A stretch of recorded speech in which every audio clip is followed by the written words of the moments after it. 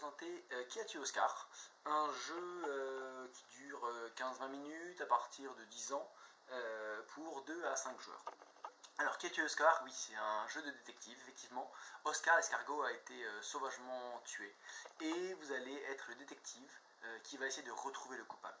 Alors, les suspects, ils sont là, okay, au centre de la table. Voilà, les suspects sont là. Ils ont ils ont des caractéristiques. Ils ont d'abord leur couleur. Ils peuvent être bleu, rouge ou vert. Ils ont leur taille. Ils peuvent être grands ou ils peuvent être petits. Ils ont leur forme. Ils peuvent être triangle, rond ou carré. Et ils ont leur corpulence. Ils peuvent être gros ou minces. Voilà. Donc, comment va se dérouler le jeu? Là, on a installé une partie à 4 joueurs. Chacun a une petite fiche sur laquelle il va pouvoir indiquer le coupable qu'il pense, s'il pense avoir la retrouver, l'arme du crime et le lieu du crime. Voilà. À tour de rôle, vous allez être détective. Alors, je vais prendre le rôle de détective et je vais donc aller mener mon enquête. La police a déjà établi un portrait robot, mais la police, c'est pas très fiable, et moi, je veux être sûr, je pense que c'est pas forcément lui qui est le coupable. Le portrait robot, il me servira, donc le numéro là 31, on le met au hasard, il me donnera les informations éventuellement que je ne retrouverai pas dans les témoignages. Les témoignages, qu'est-ce que c'est? De quoi s'agit-il? Il s'agit de cartes, d'accord, sur lesquelles on va retrouver une conversation que j'ai eue avec un témoin. Voilà, donc là, il me donne des informations. Et dans ces informations, il pourra y avoir des choses qui sont relatives justement aux éléments des coupables. Donc la taille, la couleur. Mais elles ne seront crédibles pour trouver le coupable que si ça signifie, que si le mot correspond à ce qu'il signifie. C'est-à-dire, là par exemple, l'information rond, écrit en vert, c'est écrit en triangle. Donc ce n'est pas, je ne la prends pas en compte. Okay, ce n'est pas fiable. Par contre, l'information grand est écrit en grand. Donc cette carte m'indiquera que le coupable est grand. Okay, donc voilà un exemple de témoignage. Alors, je suis détective, je vais aller mener mon enquête, je vais aller chez 5 témoins. D'accord? Donc au dos des cartes, il y a écrit en petit des adresses. D'accord? Donc je vais sélectionner mes témoins en fonction de leur adresse. Donc je vais aller à 5 adresses différentes. Il doit juste pas y avoir 2 fois le même chiffre. Donc par exemple, là je vais aller voir la personne qui habite 34 Sentier des Plates-Bandes, puis celui qui habite Passage des Piétons, puis 17 Boulevard des Roses, 8 rue des Verts, ça marche aussi, il n'y a pas encore 2 fois le même numéro, et 25 allée des Pâquerettes. Voilà, je sélectionne mes 5 témoins, d'accord? Je mets de côté le reste des cartes. On joue à 4, donc je donne une carte à chacun des joueurs, okay, et j'en mets une entre 2 joueurs. Okay, il y aura une carte intermédiaire parce qu'il y a plus de cartes que de joueurs. Je suis détective, c'est moi qui vais donner le rythme de la partie. Donc à mon top, tous les joueurs vont regarder leurs cartes, d'accord, essayer de rapidement prélever et mémoriser les informations qui sont intéressantes. Donc on a vu qu'il peut y avoir des éléments relatifs au coupable, si le mot correspond à ce qu'il signifie, mais il y a également des informations relatives à l'arme du crime et au lieu du crime. Donc il peut y avoir des mots comme arrosoir, bâton, poison qui apparaissent, ou cave, escalier, jardin.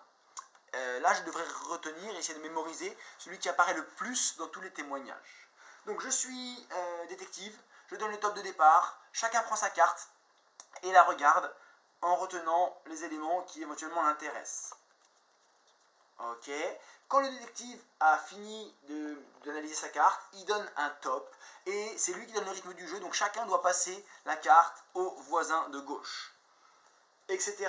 jusqu'à avoir fait le tour des cartes. Donc il y aura 5 tops parce qu'il y a 5 cartes. Ok, à top, à chaque fois, je dois retenir les informations qui correspondent à la description du coupable. Top, ok. On a fait le tour. Tout le monde a eu en main les 5 témoignages, a relevé les informations relatives au coupable, aux différents éléments du coupable, et éventuellement à l'arme du crime. Donc chacun va voter avec sa petite carte en ayant identifié le numéro du coupable. Donc on a une forme, une corpulence, une taille et une couleur. Ça détermine, il n'y a qu'un personnage qui correspond à cette description. S'il nous manque des informations, si par exemple il manque la forme, on prendra les informations du portrait robot. Donc si dans les témoignages je n'ai pas la forme du coupable, le coupable sera un rond, parce que le portrait robot avait donné un personnage rond. Voilà, donc j'ai identifié mon coupable, j'ai prélevé des informations, j'ai recoupé avec le portrait robot s'il me manque des informations. Et après, je détermine, ben voilà, s'il était bleu, petit et carré, c'est soit le 43, soit le 44. Si j'avais pas l'information sur la corpulence, le portrait robot est gros, donc ce sera le 43. Je vote pour le 43. L'arme et le lieu, c'est celle qui apparaît le plus. Donc si par exemple on a vu dans les témoignages 2 fois jardin, 1 fois escalier, 1 fois cave, il faudra indiquer le jardin. D'accord? Pareil pour l'arme, c'est celui qu'on a vu le plus. Donc chacun indique ou pas. Déterminer une arme, un lieu, c'est aussi prendre un risque si on n'est pas certain, et ça nous fera perdre des points si on a tort. Donc on peut prendre le risque ou pas, ça dépend de notre degré de certitude. Une fois que tout le monde a mis ses petits jetons sur sa carte pour indiquer ce qu'il pense, on révèle, chacun révèle ce qu'il a indiqué, et on vérifie. Alors comment vérifier? Soit, première possibilité, en regardant les cartes, et donc on regarde avec les différentes cartes, bah oui, il était bien, alors il n'était pas petit, parce que petit est écrit en grand, il était rond, il était rouge, ok voilà, on recoupe les informations. Autre possibilité, derrière chaque carte, il y a un numéro de téléphone, d'accord? Voilà, et donc on compose le numéro de téléphone sur l'application du jeu, et donc en tapant le 38 07 30 42 03, on a directement les informations, ça ne correspond pas à une seule enquête, une seule, on a directement les informations du coupable, et donc on sait qui était le coupable, on sait avec quelle arme et dans quel lieu. Donc voilà, comment se comptent les points? Si quelqu'un a trouvé, il marque 2 points pour le coupable. D'accord? S'il n'a pas trouvé le coupable, il ne marque pas. Pareil pour l'arme et le lieu. Si on a trouvé l'arme, on marque 2 points. Si on a trouvé le lieu, on marque 2 points. Par contre, si on n'a pas trouvé, si on s'est trompé d'arme et de lieu, on perd 1 point à chaque fois. Voilà. C'est valable pour tout le monde, sauf au détective. Le détective, le but du jeu, c'est de faire perdre les autres. Parce que le détective marquera autant de points que de personnes qui n'ont pas trouvé le coupable. Donc moi, plus je les presse les autres, plus je vais leur mettre la pression en faisant tourner les cartes rapidement, plus il y a de chances qu'ils ne les trouvent pas, et plus j'ai de chances de marquer de points. Mais il faut que j'ai suffisamment de temps, moi, pour pouvoir les analyser. Donc voilà, le détective doit précipiter les autres, mais en trouvant assez de temps pour analyser les cartes. Voilà, donc on a fait une manche, on récupère les points avec les petits jetons en fonction de ce qu'on a trouvé ou pas. Et c'est au tour du joueur suivant d'être détective, donc il va reprendre, on va mettre un nouveau portrait robot, il va reprendre